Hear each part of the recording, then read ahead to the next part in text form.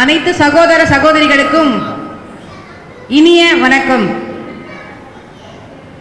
இஸ்லாமிய மார்க்கத்தில் நம்ம தோழிகள் தோழர்கள்லாம் பின்பற்றக்கூடிய சில நல்ல விஷயங்களை நம்ம எடுத்துக்கவும் செய்யலாம். ஒரு சிலதை மட்டும் நம்ம இங்க சொல்றேன். அவங்கள ஒரு சம்பாதிக்கக்கூடிய ஒரு பணத்துல ஒரு குறிப்பிட்ட சதவீதத்தை ஏழைகளுக்கு ஒதுக்க வேண்டும் என்றதை கட்டாயமாக வச்சிருக்காங்க. அதே போல வட்டி வாங்கக்கூடாது. நம்ம இதை சாதாரணமாக நினைக்கிறோம். வட்டி வாங்கக்கூடாது அப்படின்னா என்ன? வட்டி தொழில் செய்யக்கூடாது, வட்டி வாங்கக்கூடாது, அவ்வளோதான். ஆனால் ஒரு உதாரணம் சொல்கிறேன் பாருங்க. என்னோட தோழி ஒருத்தவங்க நேராக பேங்க்குக்கு போனோம், ஒரு லெட்டர் எழுதி கொடுங்கன்னு கேட்குறாங்க. என்னம்மா எழுதணும்னு கேட்குறேன். பேங்க்ல நான் இவ்வளவு பணத்தை இவ்வளவு நாளாக வச்சிருக்கிறேன், நான் ஒரு முஸ்லீமு, வட்டி வாங்கக்கூடாதுன்னு எங்களுடைய கடவுள் சொல்லியிருக்கிறாரு, இந்த புக்கில் நான் வைத்திருக்கிற பணத்திற்கு எனக்கு வட்டி வந்துடக்கூடாது, அதுக்கு இப்போ லெட்டர் எழுதி கொடுங்கன்னு கேட்குறாங்க. எவ்வளவு ஆழமாக ஒரு சமூகம் வட்டியை வாங்கக்கூடாது என்பதை ஒரு சாதாரண மனிதர்களிடையே புகுத்தி உள்ளது என்பதை மிகவும் அருமையாக இருந்தது அந்த சூழ்நிலை. ஐயா அவர்கிட்ட ஒரே ஒரு கேள்வி. நான் ஒரு பள்ளியில் ஆசிரியராக இருந்திருக்கேன். அதாவது குழந்தை பருவம் 5 வயசு, அப்புறம் கொஞ்சம் பெரிய பிள்ளை 6 வயசு. 6 வயசு குழந்தைக்கு 1 வயசு குழந்தை இருக்கிற ஆசை இருக்காது. 10 வயசு குழந்தைக்கு 5 வயசு குழந்தை இருக்கிற ஆசை இருக்காது. 40 வயசு ஆணுக்கு கோலி விளையாடணும் ஆசை வருமா? வராது. அது 15 வயசுக்கு குழந்தைக்குள்ள ஆசை. அப்போ ஒவ்வொரு வயதையும் நம்ம கடக்கும் போது அந்த வயதிற்குண்டான ஆசைகளை அனுபவித்து விட்டு அடுத்த பருவத்திற்கு வருகிறோம். முஸ்லிம் சமுதாயத்தில் பெண் குழந்தைகள் 7வது 8வது படிச்சுக்கிட்டு இருக்கும் போதே, அதாவது குழந்தை பருவத்திலிருந்து கன்னி பருவத்திற்கு நுழையும் போது குடும்ப தலைவி என்ற பொறுப்பை அவர்களுக்கு திணிக்கப்படுவதாக நான் கருதுகிறேன். இந்த வயது வரம்பை 15 18 20 என்று உயர்த்தலாமே என்று சிறு கருத்து. வணக்கம். அதாவது பெண்களை சிறு வயசிலேயே திருமணம் செய்து வைத்து விடுகிறார்கள். அதை திருத்தலாமே கேட்குறாங்க. முதல்ல நம்ம நாட்டு சட்டத்தில் 18க்கு முன்னாடி கல்யாணம் பண்ண முடியாது. முஸ்லீமாக இருந்தாலும் தடுத்துருவாங்க. ரகசியமாக தான் பண்ண முடியுமா தெரியுதுல, அப்படிலாம் பண்ண முடியாதுன்னு வைங்களேன். ஆனால் ஒரு அடிப்படையான ஒரு விஷயத்தை நம்ம புரிந்து கொள்ள வேண்டும். இது வயசை வைத்து தீர்மானிக்கிற விஷயமா, உடற்கூரை வைத்து தீர்மானிக்கிற விஷயமா? உடற்கூரை வைத்து தான் தீர்மானிக்கணும். சகோதரி சொன்ன மாதிரி சிறுமியாக இருந்து ஒன்றும் தெரியாமல் இருக்கிறவங்களும் இருக்கிறாங்க. அதே நேரத்தில் ஒரு 14 வயசு ஒரு சிறுமி 13லேயே பருவம் அடைஞ்சு 14 வயசுலேயே 18 வயசு பையனோட ஓடி போயிருது. இது நடக்கலன்னு யாரும் சொல்ல முடியாது. அப்போ எவ்வளோ கண்காணித்தாலும் 14 15 வயசுக்கு நீ வயசை வைத்து சிறுமி நினைக்கிறீங்க. ஆனால் உடல் ரீதியாக ஏற்படக்கூடிய ஹார்மோன் மாற்றங்கள், அது பருவம் அடையும் சில மாற்றங்கள் ஏற்படும்ல, அந்த மாற்றங்கள்லாம் ஏற்படக்கூடிய நேரத்தில் அவங்களுக்கு ஏற்படுற ஒரு குழப்ப நிலையில் என்ன செய்வாங்கன்னா, முடிவெடுக்க தெரியாமல் இது மாதிரியான ஒரு நிலையில இருந்து போய்விடுகிறார்கள். மைனர், நான் சொல்றதெல்லாம் 18 கீழே, 18 வயசு கீழே உள்ளவர்கள் இது மாதிரி நடந்து ஒருத்தனோட ஓடி போயிடுறாங்கன்னு வைங்க. இப்ப என்ன முடிவு நம்ம எடுப்போம்? அந்த தகப்பன்கிற முறையில் என்ன முடிவு அவன் எடுப்பான்? தாய்ங்கிறவன் என்ன முடிவு எடுக்கிறது? அது கோர்ட்டில் கூட நிப்பாட்டி கேட்டாலும் அது என்ன பண்ணுது? இவனோட தான் போவேங்குது. அப்புறமேல சிறுமிகள் காப்பகத்தில் கொண்டே விடுறாங்க. காப்பகத்திலும் தப்பிச்சு மாற ஓடி போயிடுது. 16 வயசு பிள்ளைய கொண்டு, ஏன்னா 18 வயசுலாம் கல்யாணம் பண்ணணுங்கிற சட்டத்துக்காக வேண்டி சிறுவர் காப்பகத்தில் கொண்டே வைக்கிறாங்க. இது 1 நிறைய சம்பவங்கள், எங்கேயும் நடத்த சொல்ல மாட்டேன், அவ்வளவு நடக்கிறது. அப்போ இன்னும் சொல்ல போனால் ஒரு 16 வயசு பொண்ணு பார்க்க அவ்வளோ லட்சணமாக இருக்கிறது. அதை ஒரு ஆட்டோவில் ஒருத்தன் கூட்டிகிட்டு வந்து விடுறான். அவனை பார்த்தா குரங்கு விட மோசமாக இருக்கிறான். 40 வயசாச்சு இருக்கேன். ஒரு பார்த்தால் விரும்பத்தக்க தோற்றம் அவனுக்கு இருக்கலை. ஒரு ஆஜானுபாகமான உடலமைப்பும் இல்லை, வயசும் அதிகமாக இருக்கிறது. ஒரு கண்ணியமான ஒரு ட்ரெஸ் மாதிரியான அந்த மாதிரி அமைப்புகளும் இல்லை. அப்போ பொருளாதார ரீதியாகவும் பின்னங்க நிலையில் இருக்கிறான். இந்த 40 வயசுக்காரனோட 16 வயசு பொண்ணை கூட்டிகிட்டு ஓடி போயிட்டான். இந்த 16 வயசு நீங்க சிறுமிங்கிறீங்க, அவங்களுக்கு இந்த உணர்வு தூண்டப்பட்டு கூட்டிட்டு போயிட்டான இந்த மாதிரி ஒரு நிலை ஏற்படும் பொழுது நம்ம என்ன சிறுமின்னு சொல்லி முடிவெடுப்பதா, என்ன மாதிரி முடிவு எடுக்கணும்? விஞ்ஞான ரீதியாக அவங்களை ஆய்வு செய்து பார்த்தால் அவங்க சிறுமியா இருக்கிறார்களா அல்லது முதிர்ச்சியடைந்திருக்கிறார்களா? அறிவியல் பூர்வமாக தான் இது சிந்திக்கணும்.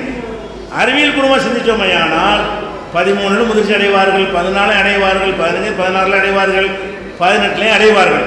உடற்கூறு, பாரம்பரியம், உணவு பழக்க வழக்கங்கள், தட்பவெப்பம், நாடு, சீதோசனம் அதெல்லாம் வச்சு வித்தியாசப்படும். அப்போ இந்த மாதிரி பருவம் அடைஞ்சிட்டாங்க என்று சொன்னால், அடைந்த பிறகு ஏற்படக்கூடிய உணர்வுகள் அவர்களுக்கு வந்துவிட்டது என்று சொன்னால், அப்போ இந்த தாய் தந்தையர்கள் அதற்கான ஏற்பாட்டை செய்ய விட்டால் என்ன நடக்கும்? என்ன நடக்கும்னு யோசிச்சு பார்க்கணும். நம்ம என்ன பார்க்கணும்? சிறுமிக்கு சிறுமி உணர்வு இருக்குன்னா சிறுமி அடம் பிடிச்சி மாட்டேன்னு சொல்லி கல்யாணம் பண்ணி வச்சாங்களா, சிறுமி பண்ணி வைன்னு கேட்டு வச்சாங்களா? நீங்க எப்போ அந்த சிறுமி நீங்க பேச முடியும்? எனக்கு கல்யாணம் உள்ளவங்க நான் என்ன கட்ட அப்படின்னு அந்த சிறுமி அழுத மாதிரியும் பெற்றோர்கள் வலுக்கட்டாயமாக கொண்டே கட்டின மாதிரி இருந்தால் இந்த கொஸ்டின் சரியா வரும்.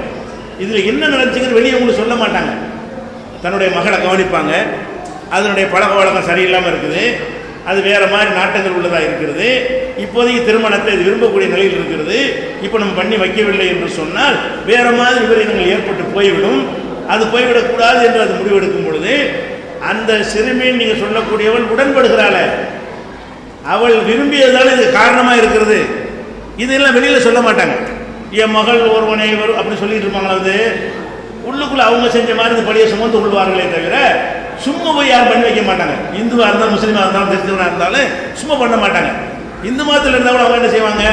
ஆஹா, பொண்ணு இந்த மாதிரி இருக்கே, நம்ம படிக்க வச்சேன், வேறு மாதிரி பழக்கமாக இருக்க, வர்ற செய்திலாம் நல்ல செய்தியாக இல்லையே, ஸ்கூலை கட்டடிச்சுட்டு அங்கே நிற்குது, காலேஜை கட்டு இங்கே நிற்குது, இப்படிலாம் சொல்கிறாங்களே அப்படின்னு நினைக்கக்கூடிய நேரத்தில் அந்த பெற்றோர்கள் ஒரு முடிவை எடுப்பார்களே, ஆனால் அவர்கள் பக்கம்தான் அதை நீங்கள் தள்ளணுமே தவிர, பெற்றோர்கள் பக்கம் தள்ளணுமே தவிர நம்ம சம்மந்தப்படாத நம்ம உட்காந்துக்கிட்டு நீ எப்படி பண்ணு இப்படி கேட்க முடியும்?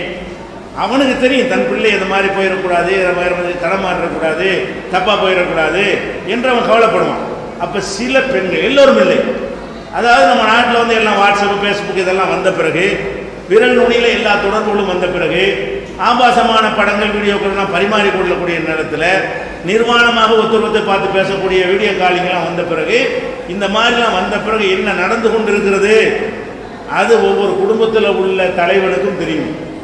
அப்படியான நிலைக்கு ஆளானவன் தான் அப்படி முடிவெடுப்பானே தவிர, இது சிறுமியாக ஓடிக்கொண்டும் ஆடிக்கொண்டும் இருக்கும்போது இழுத்துக்கிட்டு போய் கட்டாயமாக ஒரு மாப்பிள்ளையை கல்யாணம் பண்ணி ஒரு சமூகத்தை காட்ட முடியாது. ஆனால் இதை பப்ளிஷ் பண்ண மாட்டாங்க. குடும்ப கௌரவம்னு ஒன்று இருக்குது, யாரும் பண்ண மாட்டாங்க. யாருமே தன்னுடைய மகள் இந்த மாதிரி போய்விட்டது, என் சகோதரி இப்படியாக்குன்னு சொல்லி யாரும் சொல்ல மாட்டாங்க. அது சொல்லாத காரணத்தினால் அந்த உண்மைகள் உங்களுக்கு தெரியாமல் இருக்குமே தவிர, நம்ம வீட்டில் இப்படி ஒன்று நடந்தால் நம்ம என்ன செய்வோம் நம்ம யோசிச்சு பார்க்கணும். அப்போ நம்ம என்ன செய்கிறோம்? இது 13 பண்ணக்கூடாது தான், இது 13 இல்லை, 13 இது 18 இருக்குது, அப்படி தான் முடிவு எடுப்போம். வயசில் 13 இருந்தாலும் இது வந்து சேட்டையில் 18 இருக்குது, 19 இருக்குது அப்படின்னு வந்தால் அதுக்குரிய முடிவு தான் நம்ம எடுக்கணும். விளையாடிக்கிட்டே இருக்கிற அப்படி செஞ்சு தப்பு. சகோதரி கேட்ட மாதிரி அது இந்த மாதிரி என்னமோ வராமல் அது உண்டு, படிப்பு உண்டு, அது உண்டு, விளையாட்டு உண்டு அப்படின்னு இருக்கிற ஒரு பொண்ணை கல்யாணம் பண்ணா நீங்கள் சொல்லுங்கள், அதை முதல்ல நாங்கள் எதிர்ப்போம். அப்படி ஆனால் வெளியில் எப்போ இதெல்லாம் நடந்த பிரச்சனை வருகிறது? இது மாதிரியான பல சமாச்சாரங்கள் காதில் விடும் பொழுது, அவங்க ஃபேஸ்புக்கு, அவங்க வாட்ஸ்அப்பு, அவங்க ஃபோனெல்லாம் நோண்டி பார்க்கும் பொழுது, அது உள்ள ஒரு சங்கதியெல்லாம் பார்க்கக்கூடிய நேரத்தில் இது வந்து நம்ம புள்ள சிறுமி இல்லை, அவங்க புள்ள சிறுமியாக இல்லைன்னு அவங்க தான் தீர்மானிக்கணும். நீங்கள் 13 தானே ஆகுது, 14 அப்படி பார்த்துட்டு இருக்கிறீங்க. அவங்க உள்ள வரைக்கும் போய் அதனுடைய ஹார்மோன் எந்த அளவு இருக்குங்கிறதுல பார்க்கணும். அது அந்த பொண்ணுக்கான பெற்றோர்களுக்கு தானே தெரியும். அப்போ அந்த ஹார்மோனுடைய சேட்டைகளை வைத்து அந்த முடிவு எடுத்தால், இதை நீங்கள் குறை சொன்னீர்களே ஆனால் என்ன நடக்கும்? ஓடி போயிடுவாங்க. முறையாக கல்யாணம் பண்ணி வைக்கிறது வேணாண்டீங்கன்னா 18 வரைக்கும் வெயிட் பண்ண நினைக்கிறீங்க.